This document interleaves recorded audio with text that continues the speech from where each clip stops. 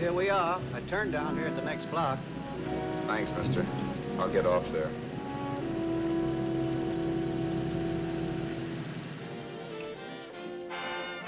Want anything else? No. Hey, you. Me? Yeah, you. Which way you heading? East. Too bad. I thought if you was heading north, I might be able to help you out. I'm pushing the Salt Lake, and I don't like to ride it alone at night. I'm one of those guys that got to talk or I fall asleep. Oh. Sure, now, my partner, he's got Lou to keep him company, but I ain't got nobody at all. Where you coming from? West. Yeah, sure, I know, but where, L.A.? Maybe. Got a cousin out in L.A. You don't say. Yeah, he's been out. You're not much of a talker, are you? My mother taught me never to speak to strangers. Oh, a wise guy. So what? Okay, don't get sore. Just trying to be sociable, that's all.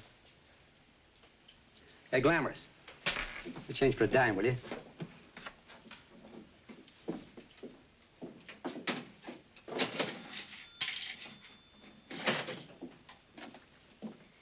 Let's have something quieter this time, Joe. My head's splitting. Is that what's wrong with it?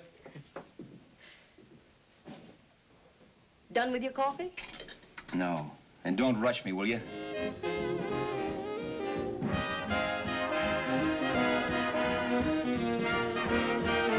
Hey, turn that off. Will you turn that thing off? What's eating you now? Yeah, what's eating you? That music, it stinks. Oh, you don't like it, huh? No, turn it off. Oh, wait a minute, pal. That was my nickel, see? This is a free country, and I play whatever I want to. Okay. Sure, and if you don't like it, you don't have to listen to it. And you can leave here anytime you want it.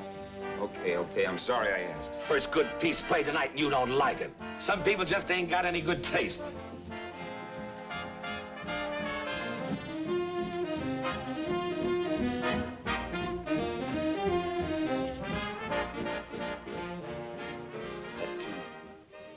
That tune. Why was there always that rotten tune? Following me around, beating in my head, never letting up. Did you ever want to forget anything? Did you ever want to cut away a piece of your memory or blot it out? You can't, you know. No matter how hard you try. You can change the scenery, but sooner or later you'll get a whiff of perfume or somebody will say a certain phrase or maybe hum something. Then you're licked again. I can't believe that you're in love with me. I used to love that song once. So did the customers back in the old Break of Dawn Club in New York. I can't remember a night when I didn't get at least 3 requests for it. Sue, she was always selling it too. Those were the days.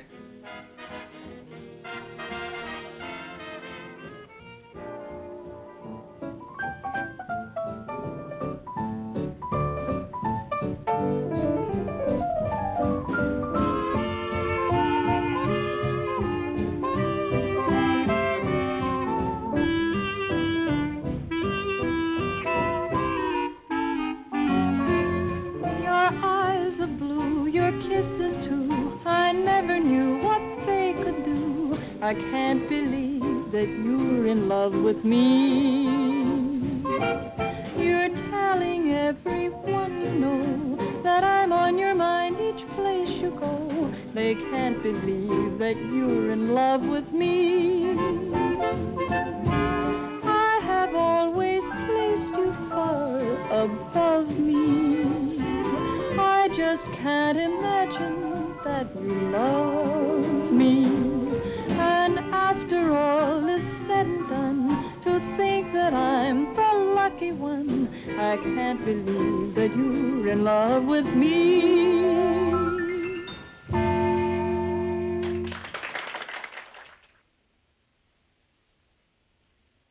It wasn't much of a club, really. You know the kind. A joint where you could have a sandwich and a few drinks and run interference for your girl on the dance floor. I pounded the piano in there every night from 8 until the place closed up, which usually meant 4 in the morning. A good job as jobs went in those days. Then, too, there was Sue, who made working there a little like working in heaven. But how we felt about each other, well, there was nothing very unusual in that. I was an ordinary healthy guy, and she was an ordinary healthy girl. And when you add those two together, you get an ordinary healthy romance, which is the old story. Sure. But somehow, the most wonderful thing in the world.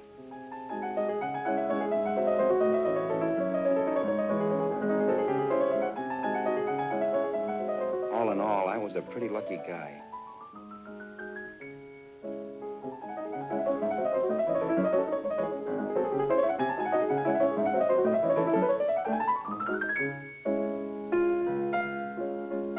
Mr. Paderewski, I presume. It's beautiful. You're going to make Carnegie Hall yet, Al? Yeah, as a janitor. I'll make my debut in the basement. I don't blame you for being bitter, darling, but you mustn't give up hope. Why, someday... Yeah, someday. If I don't get arthritis first. In the meantime, let's blow this trap.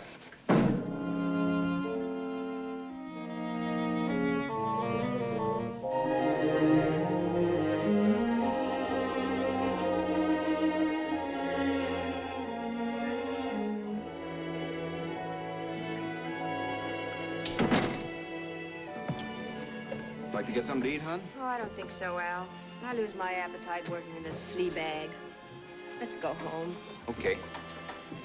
I can't stand much more of that dump. Did you see that drunk tonight trying to paw me? No, what drunk? Does it matter what drunk?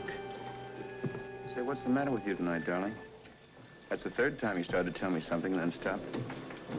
We shouldn't have any secrets from each other, Sue. Next week, we're going to make with the ring and the license. You and me will be a team. Yes, that's right. In the Bush League. I don't get you. We've been struck out. It's a funny way to talk, darling. Don't you want to marry me? Al, look, I love you. You know I do, and I want to marry you. But? But not now. Only after we've made good. Sunday, I'm going away. Oh, I know you'll think it's silly. That's why I hesitated to tell you. But I'm going to California. I want to try my luck in Hollywood. That's the most stupid thing I ever heard of. Don't you know millions of people go out there every year and wind up polishing cuspidors? I thought you had better sense. You sound as if you don't think I have any talent. That has nothing to do with it. I'll make out all right. Maybe. But what about me? Doesn't it mean anything to you that you're busting up all our plans?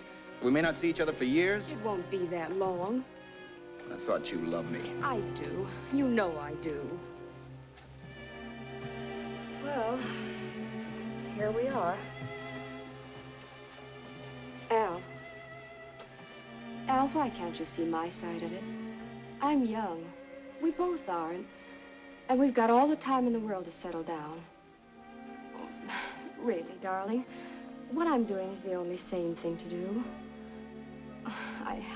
I hate the thought of being so far away from you, but we'll be together again someday. Maybe you'll decide to come out too later on. So long. Al, aren't you going to kiss me goodnight? Sure, why not? Good night.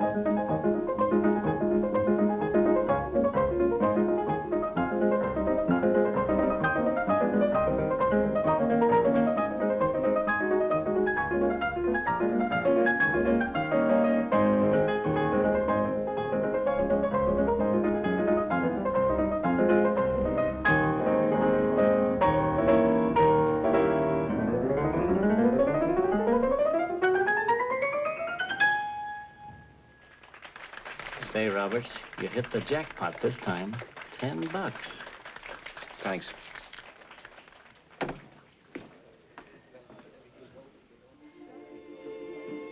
So when this drunk handed me a 10 spot after a request, I couldn't get very excited.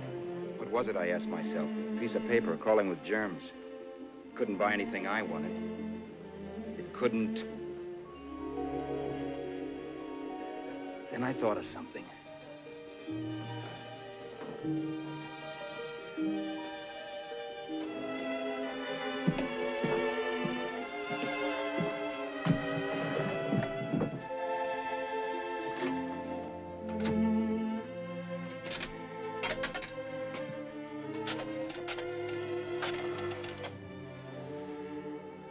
Long distance. I'd like to put a call through to Los Angeles. Miss Harvey. Sue Harvey, Harvey. The number is Crestview 65723.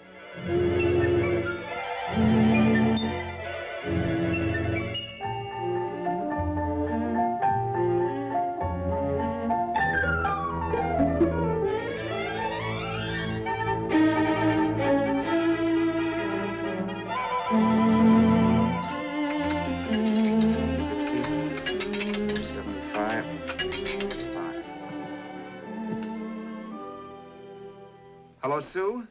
This is Al. Oh, baby, it's great to hear from you, too. What's that? You do? Oh, me too, darling. I thought I'd go batty without you. I just had to... Huh? You're working as a hashlinger? Gee, honey, that's tough. Those guys out in Hollywood don't know the real thing when it's right in front of them. You just stick it out, Sue, baby. Keep going around to those casting offices. I'm sure you'll click. Look, I'll tell you what. You stay put out there, I'll come to you. No, don't try to stop me. Just expect me. Train? Who knows? Train, plane, bus, magic carpet. I'll be there if I have to crawl. If I have to travel by pogo stick. And then, let's get married right away, huh?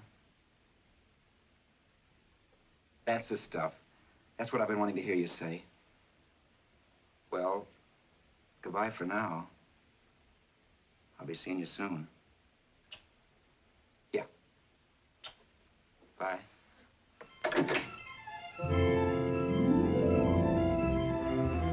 The only way I could cross country was to thumb rides. For even after hawking everything, I only had enough money to eat. Money. You know what that is. It's the stuff you never have enough of. Little green things with George Washington's picture that men slave for, commit crimes for, die for. It's the stuff that has caused more trouble in the world than anything else we ever invented. Simply because there's too little of it. At least I had too little of it. So it was me for the thumb.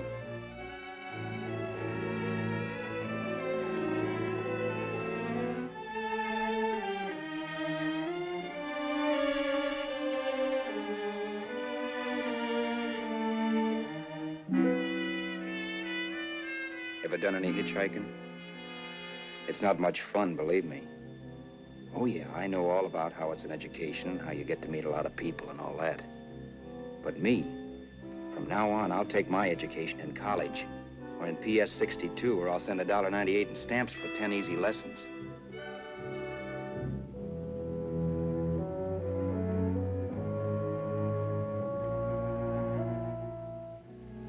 Thumbing rides may save your bus fare, but it's dangerous. You never know what's in store for you when you hear the squeal of brakes. If only I had known what I was getting into that day in Arizona. Here, throw that in the back seat. Okay, let's go. Make sure that door is closed.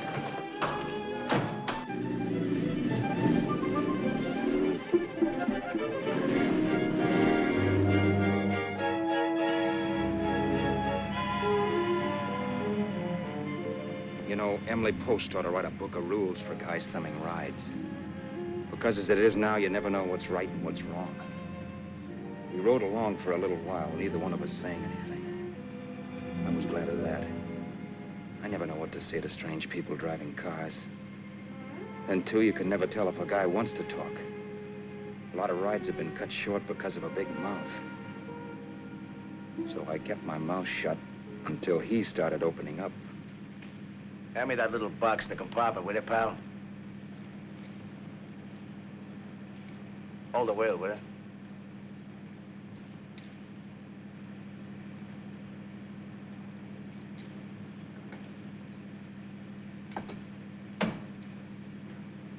How far are you going?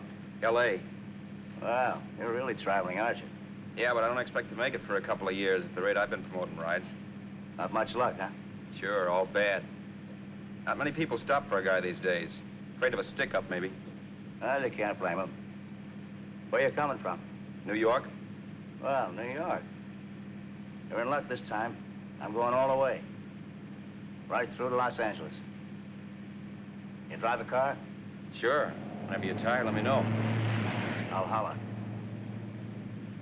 I guess at least an hour passed before I noticed those deep scratches in his right hand. They were wicked.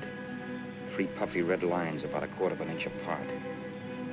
He must have seen me looking at them because he said, Beauties, aren't they? They're gonna be scars someday. What an animal. Whatever it was, it must have been pretty big and vicious to have done that. Right on both counts, New York. I was tussling with the most dangerous animal in the world. A woman. She must have been Tarzan's mate.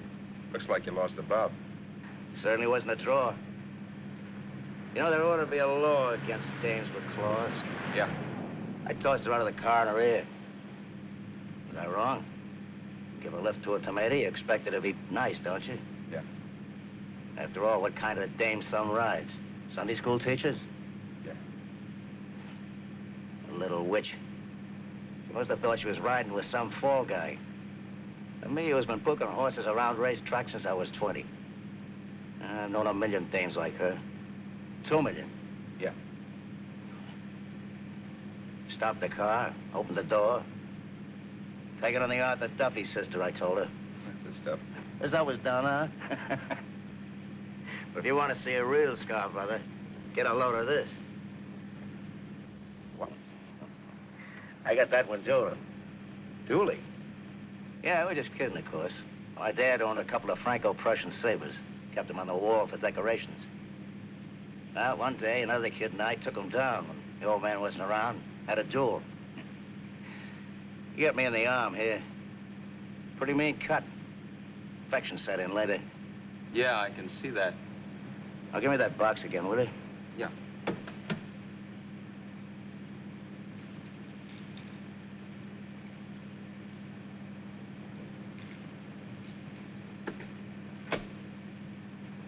Pain made me lose my head, I guess. Began slashing. Before I knew it, I'd put the other kid's eye out. That was tough. Well, it was just an accident, of course.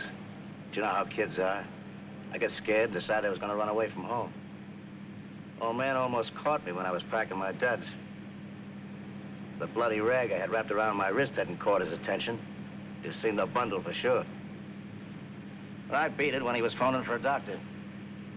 That was 15, 16 years ago. I haven't been home since. Pull in there for a bite or something, huh? a bite or something. Brother, was I hungry. I hadn't had anything in my stomach for hours. Yet even with that gnawing in the pit of my belly, I didn't want to be in too big a rush to put on the feed bag. First, I had to make sure this guy knew the score. If I got him down on me, it was goodbye ticket to Hollywood. I'll wait out here for you, mister.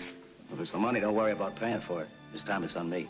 Well, that's white of you, Mr. Haskell, think nothing of it. You make your first million, maybe you can do the same for me. Come on, New York.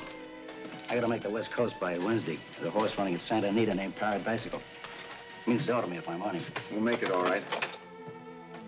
He did most of the talking during the half hour we were in the place. I ate. He rambled on about his old man, whom he hadn't heard from since he ran away as a kid. Now he happened to become a bookie. And then all about how he got rooked in Miami. One race, 38 grand. They cleaned out my book. How do you like that?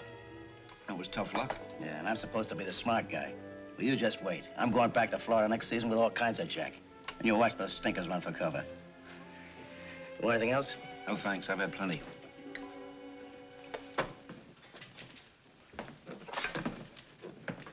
Let's check there, sister. Oh, just a minute. Your change, sir. Keep it, sister. Oh, thank you, sir. Call again. I'll be waiting outside for you when you finish work. Sharp check, huh?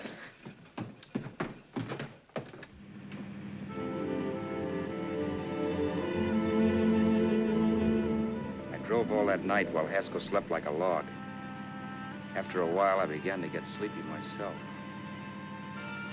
I was happy, though. Soon I'd be with Sue again. The long trip was practically over, and there'd be no more hoofing it down the concrete. I began to think of the future, which couldn't have been brighter if I'd embroidered it with neon lights. It was nice to think of Sue shooting to the top. It's amazing what a full belly can do to your imagination. Your eyes of blue, your kisses too, I never knew what they could do. I can't believe that you're in love with me. You're telling everyone you know I'm on your mind each place you go. I can't believe that you're in love with me.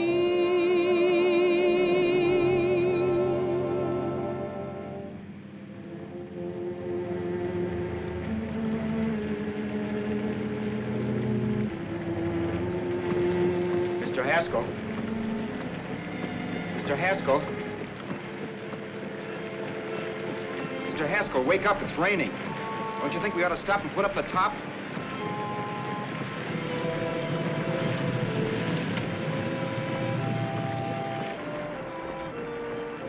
Mr. Haskell, I'm gonna put up the top.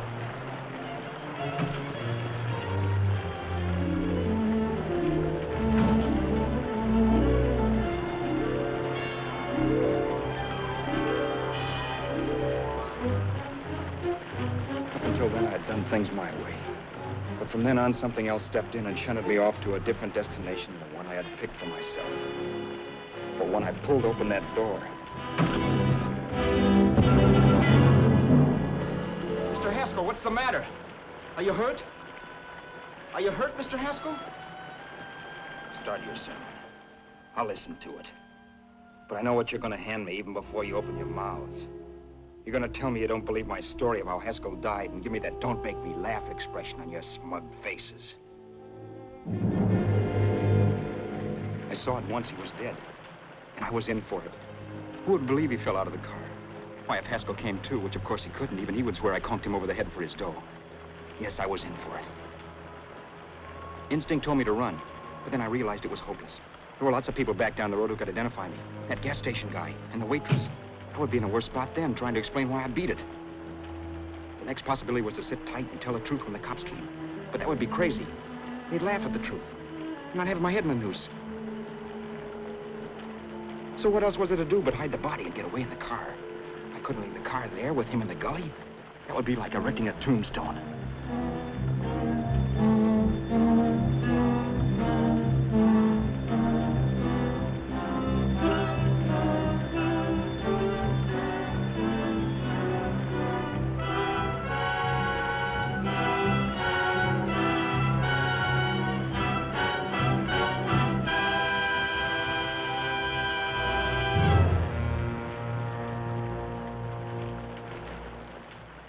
My idea was to cover him with brush, not to rob him. But then I remembered that even if I only drove the car for 100 miles or so, I would need money for gas. Besides, it was stupid of me to leave all that money on a dead man. Not only that, I'd have to take his driver's license in case I was stopped for something. I didn't like to think about it, but by that time I'd done just what the police would say I did, even if I didn't. My clothes. The owner of such an expensive car would never be wearing them. Some cop might pull me in on suspicion.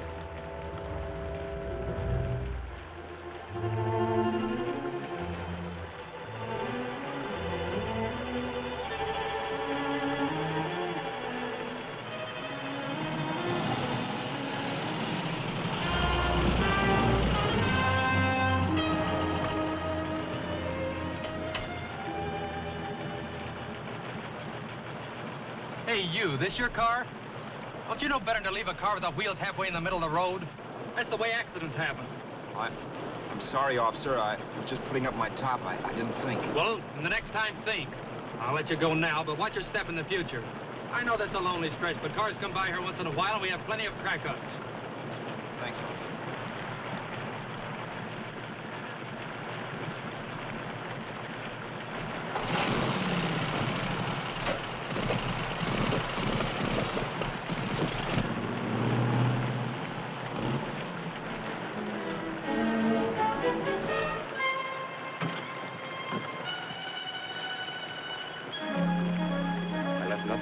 to give me away as Roberts.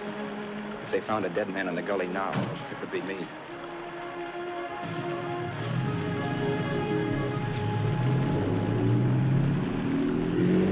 As I drove off, it was still raining.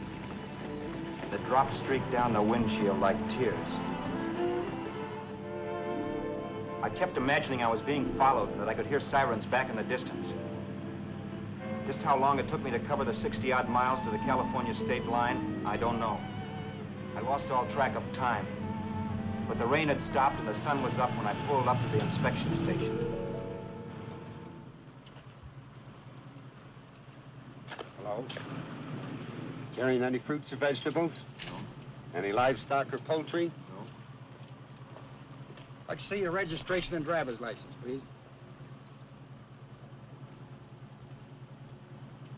Anything in the baggage compartment? What's baggage? Charles Haskell, Jr., age 30, brown eyes, dark hair. Identifying marks, none. Are you Charles Haskell, Jr.? Yes. Well, remember, if you're employed and you stay over 30 days, you take out California plates. All right, officer, but I'll only be in the state a short while. Right, you can go now.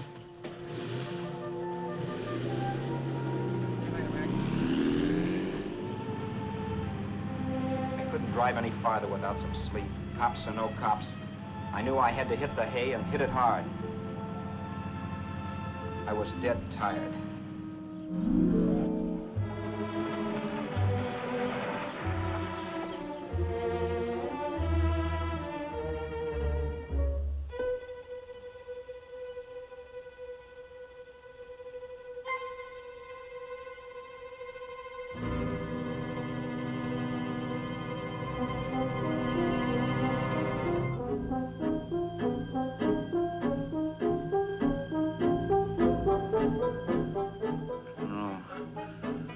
You can't, Mr. Haskell. No.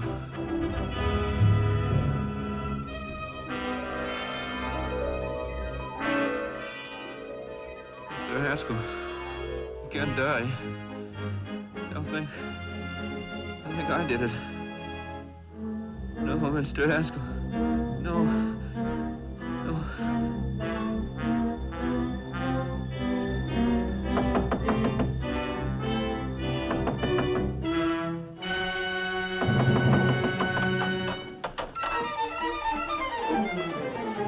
Who's there? It's the maid. Can I come in and clean? Later. In a half hour. All right, sir.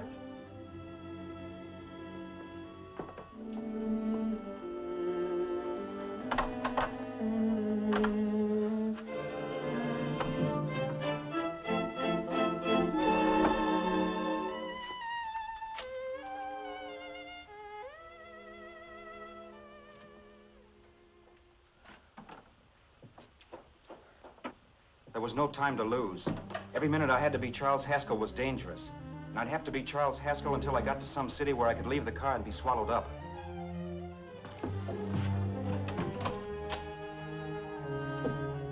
That meant driving the car as far as San Bernardino, maybe even to Los Angeles.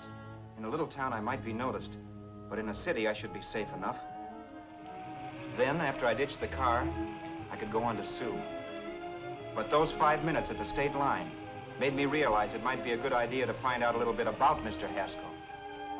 Then, if anybody asked me questions, I could give the right answers. The first thing I found out was that I had $768. This was a lot of jack, but believe me, it was the kind of money I'd rather not have.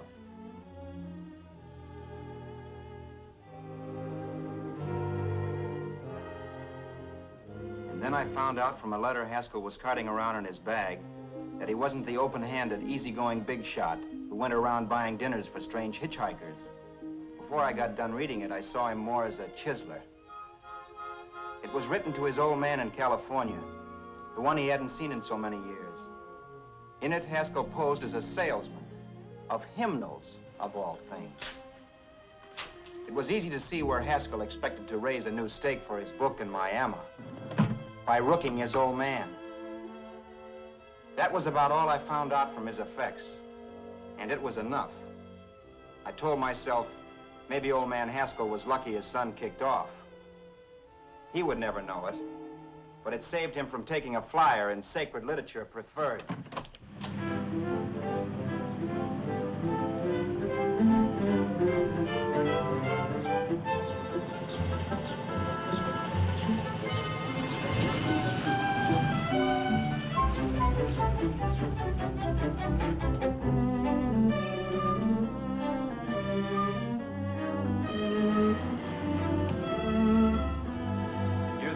At Desert Center, I pulled up for water. There was a woman. Hey, you! Come on if you want to ride.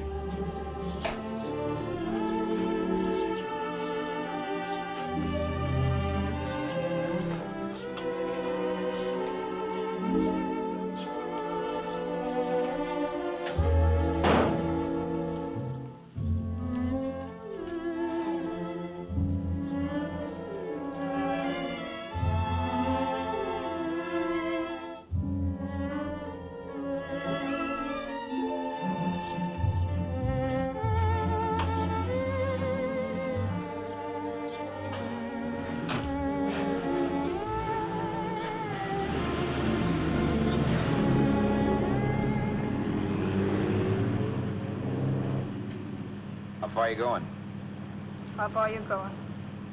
That took me by surprise, and I turned my head to look her over. She was facing straight ahead, so I couldn't see her eyes. But she was young, not more than 24.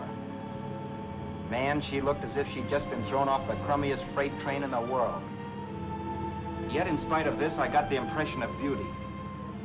Not the beauty of a movie actress, mind you, or the beauty you dream about when you're with your wife, but a natural beauty. A beauty that's almost homely because it's so real. Then suddenly she turned to face me. How far did you say you were going? Los Angeles? L.A.? L.A.'s good enough for me, mister. That's what I was afraid of. What'd you say? Oh, nothing, just thinking out loud. People get in trouble for doing that. What's your name? You can call me Vera if you like.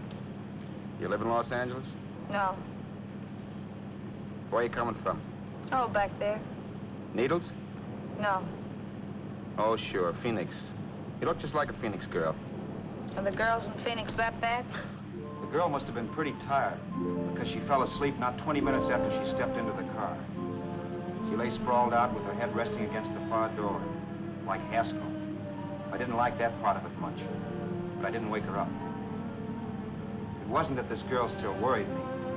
I'd gotten over that funny feeling I had when she looked at me, which I put down as just my jangled nerves. With her eyes closed and the tenseness gone out of her, she seemed harmless enough.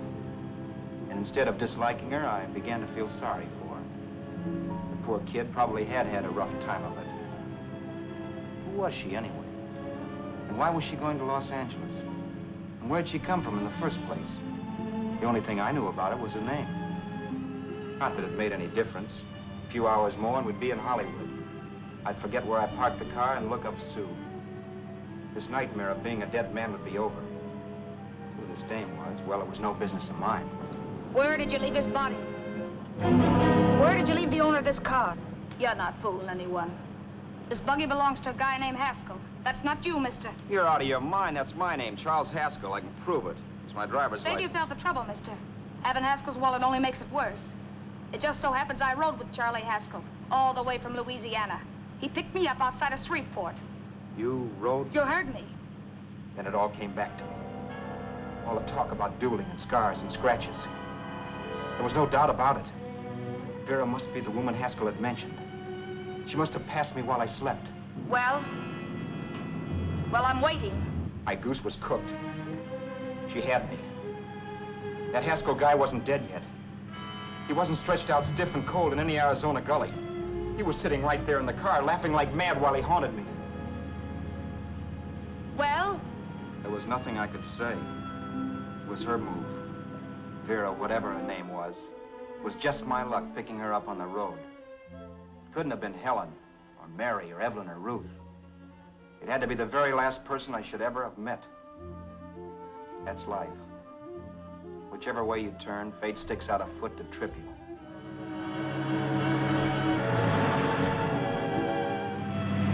I told her everything, but she didn't believe my story. I should have saved my breath. That's the greatest cock and bull story I ever heard. So he fell out of his car. Say, who do you think you're talking to, a hick? Listen, mister, I've been around, and I know a wrong guy when I see one. What'd you do, kiss him with a wrench? Now, wait a minute. What I told you was true. You see, that's why I had to do it. You think I killed him. Well, the cops would have thought so, too. Yeah, well, maybe they still think so. What makes you so sure I'll shut up about this? Vera, I'm innocent. Give me a break, will you? It won't do me any good having you pinched. The cops are no friends of mine. Now, if there was a reward, but there isn't. Thanks. Don't thank me yet.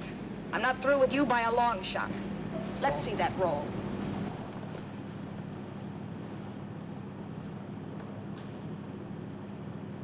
Is that all Haskell had?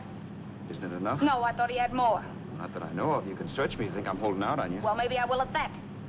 He told me he was going to bet $3,000 on a horse named Paradisical on Wednesday at Santa Anita. He was stringing you along. He meant 300. Maybe. Sure, $3, 300. He was a piece of cheese, a big blowhard. Listen, mister, don't try and tell me anything about Charlie Haskell. Remember, I knew him better than you did. Okay, then you knew he was a four-flusher. That explains the $3,000 bet. I'm not so sure he didn't have that $3,000. Why should I believe you? You got all the earmarks of a cheap crook. Now, wait a Shut minute. up. You're a cheap crook and you killed him. For 2 cents, I'd change my mind and turn you in. I don't like you. All right. Don't get sore. I'm not getting sore. But just remember who's boss around here. If you shut up and don't give me any arguments, you'll have nothing to worry about. But if you act wise, well, mister, you'll pop into jail so fast it'll give you the bends. I'm not arguing. Well, see that you don't. You know, as crooked as you look, I'd hate to see a fella as young as you wind up sniffing that perfume that Arizona hands out free to murderers. I'm not a murderer. Of course you're not. Haskell knocked his own head off. He fell, that's how it happened, just like I told you. Sure, and then he made you a present of his belongings. I explained why I had to do skip that. it. Doesn't make a difference one way or another. I'm not a mourner. I liked Haskell even less than I liked you. Yeah, I saw what you did to him. What do you mean? Well, scratches on his wrist. Sure, I scratched him. I'll say you did. So your idea was to drive the car a little way, maybe into San Bernardino, and then leave it. You weren't gonna sell it? Sell it? You think I'm crazy? Somebody else's car? See, all I want to do is leave it somewhere and forget I ever saw it. Not only don't you have any scruples, you don't have any brains. I don't get you. Maybe it's a good thing you met me. You'd have got yourself caught, sure. Why, you dope. Don't you know a deserted automobile always rates an investigation? Huh? Look, the cops find a car. Then they get curious. They wonder where the owner is. So, all right, they don't trace Haskell. They trace you. I never thought of that. The only safe way to get rid of the car is to sell it to a dealer. Get it registered under a new name. Say, stop at the next store. I want to get a bottle and do some shopping before we hit L.A. Okay. As soon as we find a place, I'll drop you off and pick you up later. Nothing doing. You're coming in, too. From now on, you and I are like the Siamese twins. Have it your way, but I don't get the point. The point is, I don't want you to get lost. I'm not going to beat it if that's what you're afraid of. I'll say you're not. Well, I'm going to see that you sell this car so you don't get caught. Thanks. Of course, your interest wouldn't be financial, would it? You would want a small percentage of the profits. Well, now that you insist, how can I refuse? 100% will do. Fine. I'm relieved. I thought for a moment you were going to take it all. I don't want to be a hog. A few hours later, we were in Hollywood. I was recognizing places Sue had written about. It struck me that far from being at the end of the trip, there was a greater distance between Sue and me than when I started out. Vera wasn't kidding with that Siamese twins crack. She rented a little apartment as Mrs. Charles Haskell. When I objected to this, she explained that it was on account of the car. A dealer might think something was funny if he called and found we were using different names.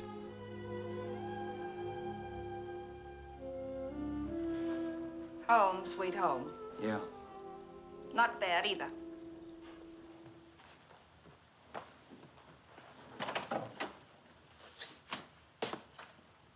In case there's any doubt in your mind, I'll take the bedroom. Yeah. Sure is stuffy in here.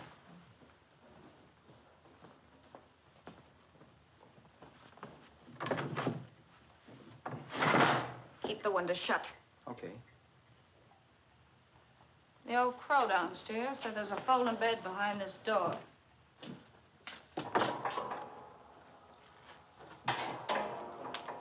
You know how to work it? I invented it. Some joint. One can't have everything.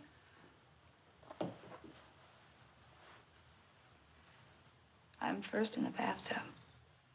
I don't know why, but I figured you would be.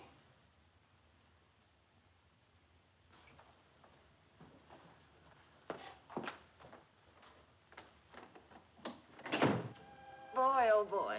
It sure feels good to be clean again. I must be 10 pounds lighter. You must be. Well, hitching rides isn't exactly the way you keep your schoolgirl complexion. I wish that guy with the sax would give up. Gets on my nerves. Forget it. Have a drink. Aren't you afraid I might take you up on it? If I didn't want to give you a drink, I wouldn't have offered it. Why be a sorehead, Roberts? You got yourself into this thing. You should be grateful I'm not turning you in. Why, if I wasn't regular, you'd be in the pen this minute, being photographed, fingerprinted, and being pushed around by the cops. So cheer up. Get rid of that long puss. Or is your conscience bothering you?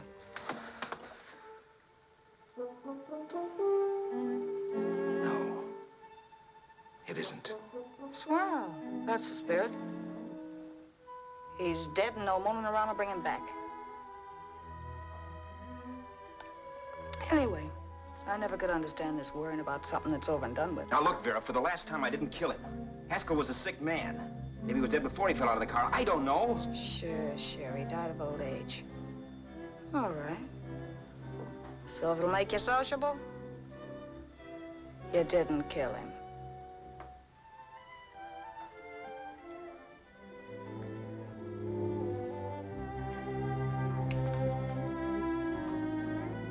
Thanks.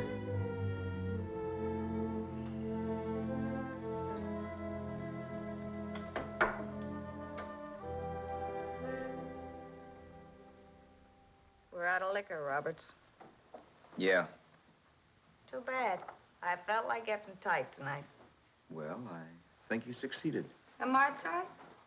As a prima donna's corset. That's good. I wanted to get tight. Why? What have you got to get tight about? Oh, I don't know. Few things. Huh. You should have my worries. If I had your troubles, I'd stay sober. And I've got the key to that door. Yeah. Maybe you're right. I'm always right. You know, I don't like your attitude, Roberts. Well, there's a lot of things I don't like. Sure. But life's like a ball game. You gotta take a swing at whatever comes along before you wake up and find it's a ninth inning. I bet you read that somewhere. That's the trouble with you, Roberts. All you do is bellyache. Instead of taking it easy and, well, trying to make the best of things. But maybe that's what's wrong with the whole world. Get the professor.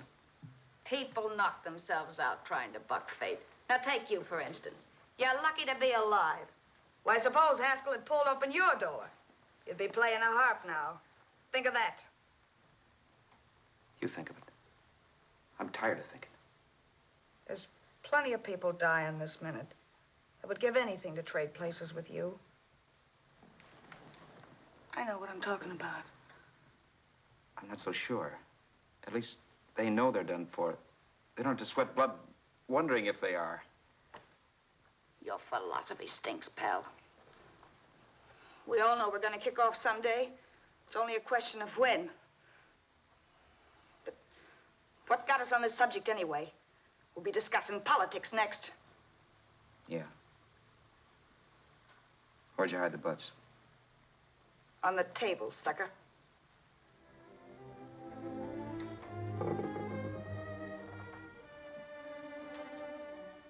We bored each other with conversation for a couple of hours longer. Every 5 minutes, one of us was wishing we had another bottle or a radio or something to read. Then finally, we ran out of chatter. I know it's only 11 o'clock, but I want to get up early and make the rounds of the used car lots. No hurry about that. We've got all the time in the world. Maybe you have, but if you think I want to stay cooped up in this place any longer than I have to, you're batty. It's not a bad place. Pay plenty for diggings like this in New York. I wouldn't like it if it was the Ritz.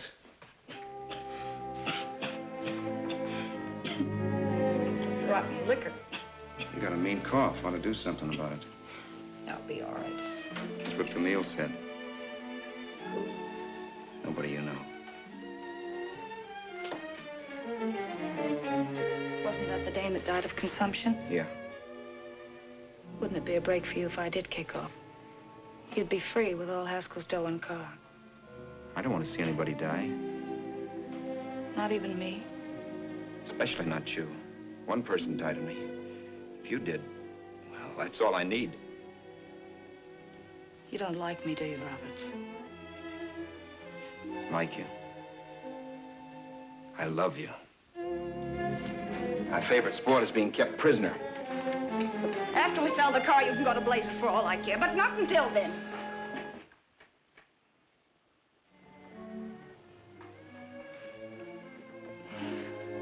I'm going to bed.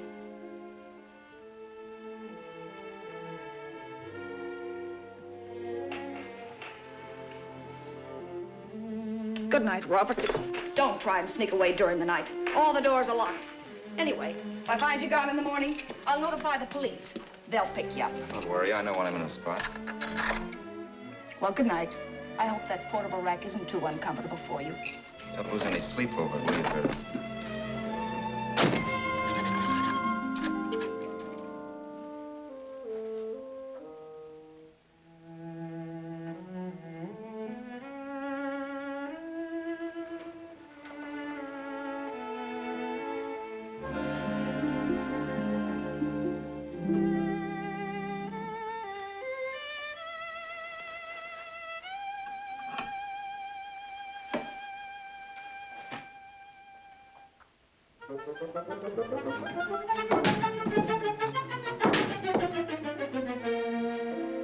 Crestview. 6, 5, 7, 2, 3. Hello? Hello? Hello? Hello?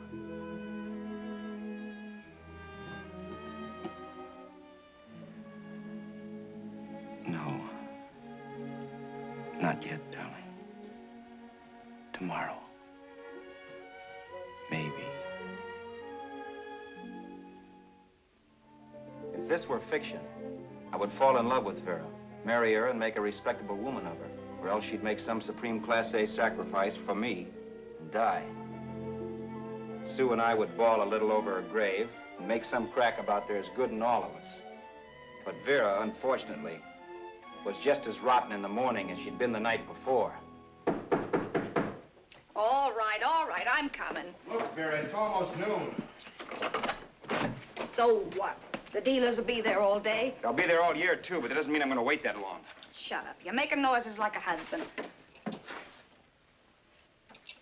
Well, do I rate a whistle? You sure do, but let's go. Let's go, let's go. I spent $85 and 2 hours preparing bait, and all you can say is let's go. Come on.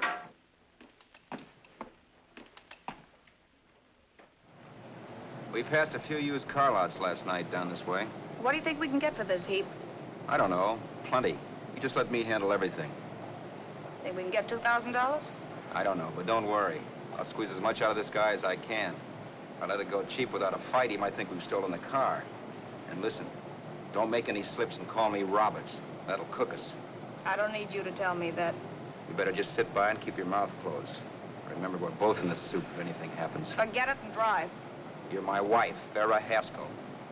Look, after the deal's closed, let's go back to that place on Hollywood Boulevard where I saw the fur jacket. I want to buy it. After the deal's closed, I'm saying goodbye to you. That's right, I forgot. I guess I'm getting kind of used to you. Well, that's a habit you could start breaking. Let's try this place in the middle of the block.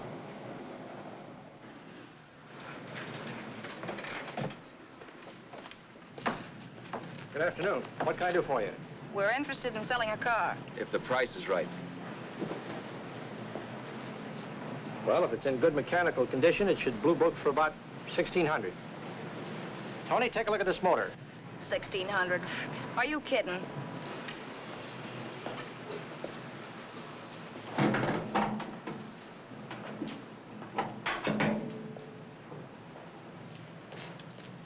Well, maybe $1,850. Before I let it go for $1,850, I'll wreck it and collect the insurance first.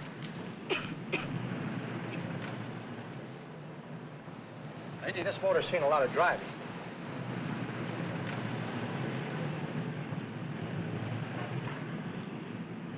Well, the mechanic inspected the car. We haggled. At last, when we were all worn out, we hit a compromise. His price. Okay, it's a deal. All right, come in. We'll sign the papers. I have the ownership papers right here with me. Look, Vera, in the meantime, will you clean out the dash compartment? There may be some stuff in it. All right, darling. $1,850. That dirty crook.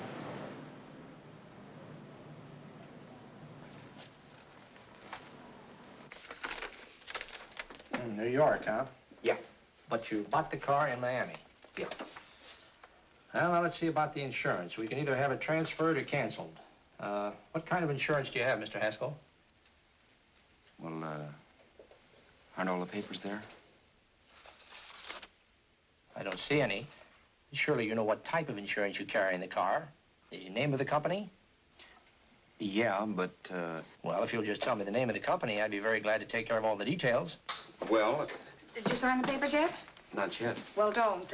We're not selling the car. Well, wait a minute, Miss Haskell. Come on, darling. What's the matter? You changed your mind? Yes, I'm sorry. I guess I have. But, Vera... Let's go.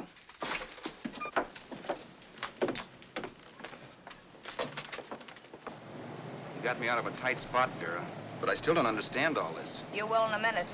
I almost threw away a gold mine. $1,850 isn't to be sneezed at. The car doesn't book for as much as I thought.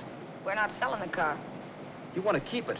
Now, wait a minute, Vera. You said yourself I wouldn't be safe until the car was in someone else's name. I'd like to be free of this mess when I go. That's just it, Roberts. You're not going.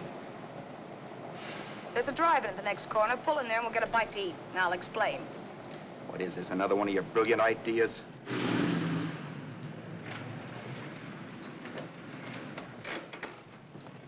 Oh, may I take your order? Make mine a ham sandwich and coffee. And for you, sir? Oh, I don't care. The same. Thank you.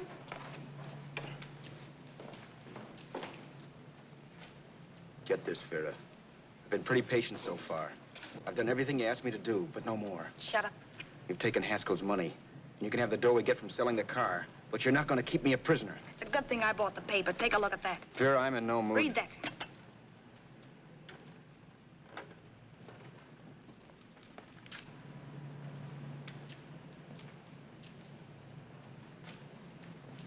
No. Yes. No, I won't do it. Yes, you will. You think I'm crazy? It's impossible, I tell you. Excuse me.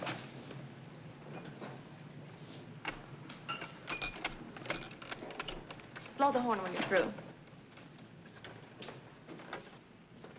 No one could possibly get away with an act like that. It'd be wise to me in a minute. Don't be yellow.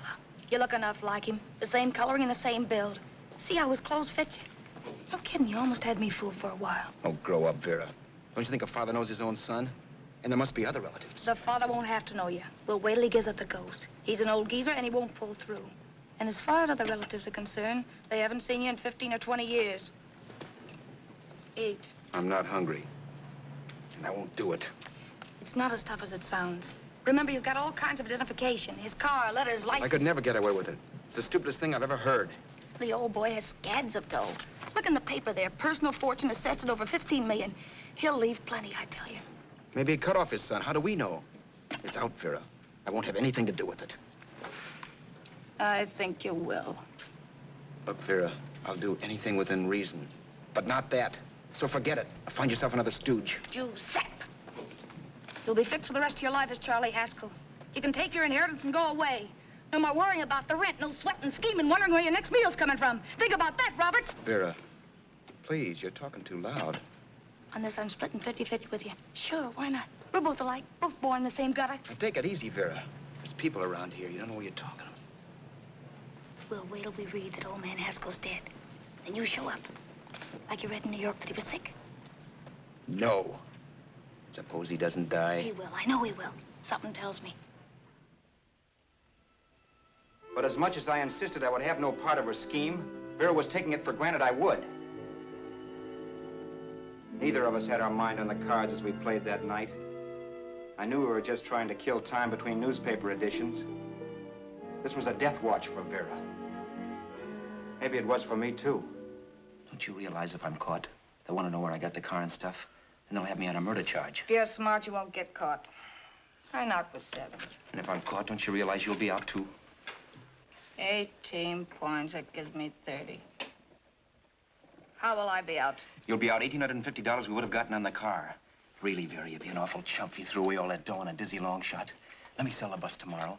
With the money it'll bring and what you've already got, a clever kid like you can run it up in no time. Then we'd both be in the clear. I'll be in the clear anyway. Maybe. Maybe. But if I got caught, I'd get good and sore at you, you know. You mean you'd squeal? Well, no, not squeal exactly. Never mind what you meant. Even if you did tell the cops I was in on it with you, what could they do to me? They might give me the same medicine they gave you. Yeah. A rope. But I'm on my way anyhow. All they'll be doing will be rushing it. All right. But think of the $1,850 you'd lose. You'd kick yourself along the block if you ever let it get away from you. I'll take the chance. Want another drink? You're being a goon. That's the way people wind up behind the 8 ball. Once they get a few dollars, they become greedy and want more. My. Caesar. Who? You know that Roman general? He got his for being greedy. He wasn't satisfied, so the final wind-up was he took the count. A couple of days ago, you didn't have a dime. Why, you were so broke you couldn't pay cash for a postage stamp. Now you've got almost $700 with $1,850 in the offing. Take my advice. Don't try for more. I'm tired of this game. Let's have some blackjack. Play solitaire. Okay, I will if that's the way you feel about it. That's the way I feel about it. Getting sore and throwing things won't help much, Roberts. I'm really doing you a favor. I help you out of a jam by keeping my mouth shut. I show you how to make some soft money. And what thanks do I get? Thanks. Sure. Or would you rather call the cops and tell them you killed a man and stole his money? I didn't kill anybody. Yes, you did. No, I didn't. You know I didn't. All right, then. Suppose I call the cops. If you're innocent, what do you got to be scared of? Okay. Call him, you mutt. Go ahead and call him. See if I care. At least they'll give me a square deal. You want me to call them? You heard me. But I'm warning you. If I'm pinched, I'll swear you were in on it. I'll say that you helped me. If I fry, I'll get even with you. You wouldn't dare. You didn't. Yeah? Then try it and see. Call him. Yeah. Okay, I will.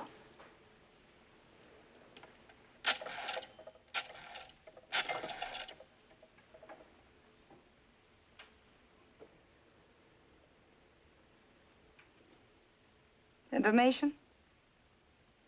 I want the number at the Hollywood police station. Okay, I got it. Thanks. Wait a minute, Vera. You wouldn't do that. Well, wouldn't I? Give me that and I'll show you if I would. Take it easy now. Let's talk this over. This was early in the evening, and the conversation, while hectic, was at least pitched low. But as the minutes passed, and more obstacles to her plan popped into my head, the air got blue. Each word coming from our lips cracked like a whip. I reminded her that as Charles Haskell, I didn't even know my mother's name, where I'd gone to school, the name of my best friend, whether I had an Aunt Emma or not, my religion, and if I'd ever owned a dog. I didn't even know what my middle initial stood for. I also pointed out that the real Haskell had a scar on his forearm. His people never saw that scar. He told me he ran away right after putting out the kid's eye. Yeah, but his father knew he was cut. It'd have to be some kind of a mark. So what? The old man's dead, or will be. I hope by tomorrow morning's papers. Anyway, you could cut yourself a little, couldn't you? Boy, for that kind of dough, I'd let you cut my leg off. You're drunk and you're crazy mad, Vera. Turn me in if you want to, but I won't get mixed up in this. Besides, how do we know? Haskell was such a phony. Maybe he wasn't the man's son at all. Maybe he just dreamed it up. Well, dream it or not, you won't be dreaming when the law taps you on the shoulder. There's a cute little gas chamber waiting for you, Roberts. And I hear extradition to Arizona's a cinch. Where's that phone? Vera! Leave me alone. Vera! Here. I want a phone. Call police. I hate you yellow stinker. You leave me alone. I'll let you alone when you promise to leave the phone where it is. You're drunk. You don't know what you're doing. You're hurting me. Will you promise? All right.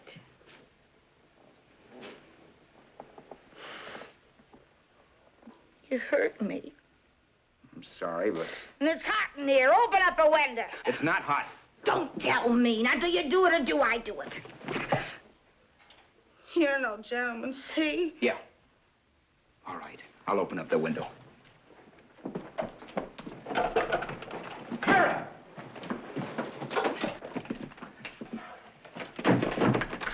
Vera, open the door. Please open the door. Vera, open the door. Don't use the phone. Listen to me. I don't like you, Roberts. You're no gentleman, see? You hurt my hand, and I'm going to get even with you. If you don't open the door, I'm going to kick it down, Vera. Vera, don't call the cops. Listen to me. I'll do anything you say. Vera, let me in. I'll break the phone.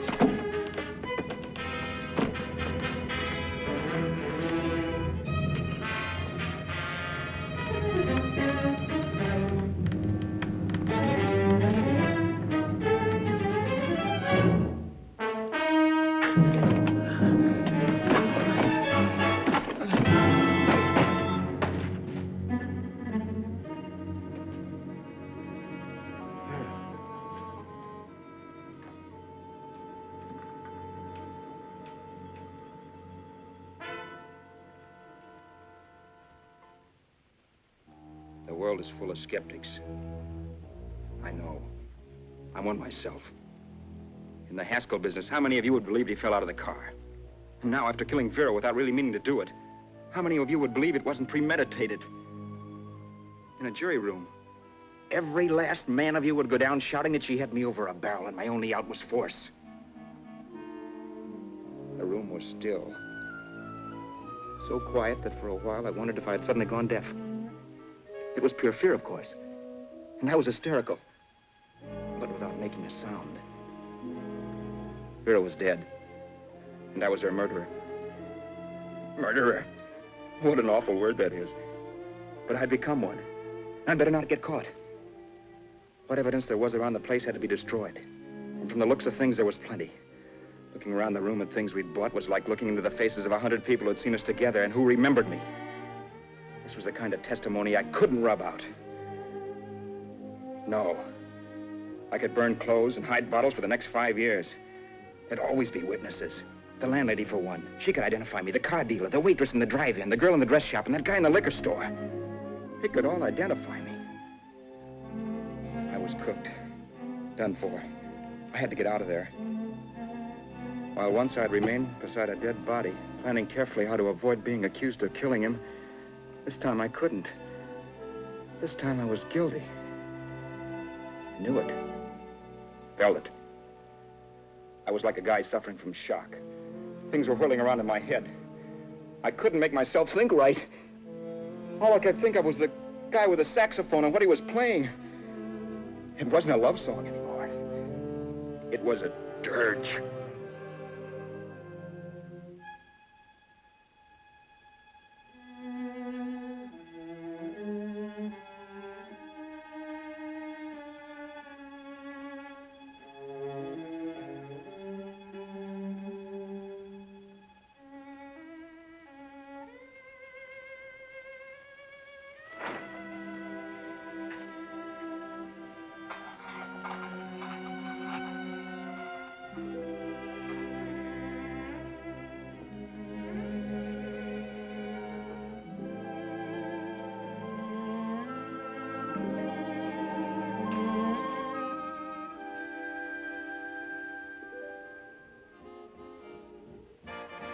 My problems weren't solved.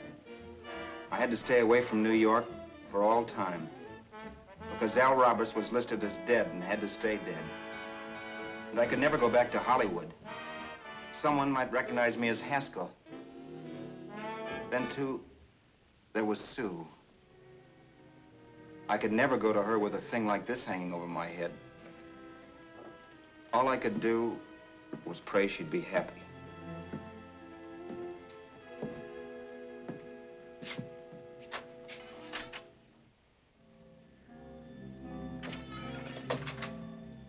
I was in Bakersfield before I read that Vera's body was discovered.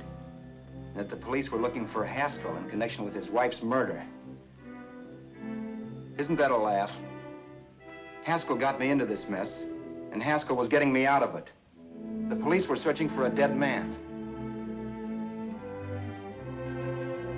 I keep trying to forget what happened and wonder what my life might have been if that car of Haskell's hadn't stopped. But one thing I don't have to wonder about. I know. Someday a car will stop to pick me up that I never thumbed.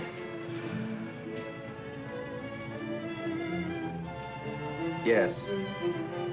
Fate, or some mysterious force, can put the finger on you or me for no good reason at all.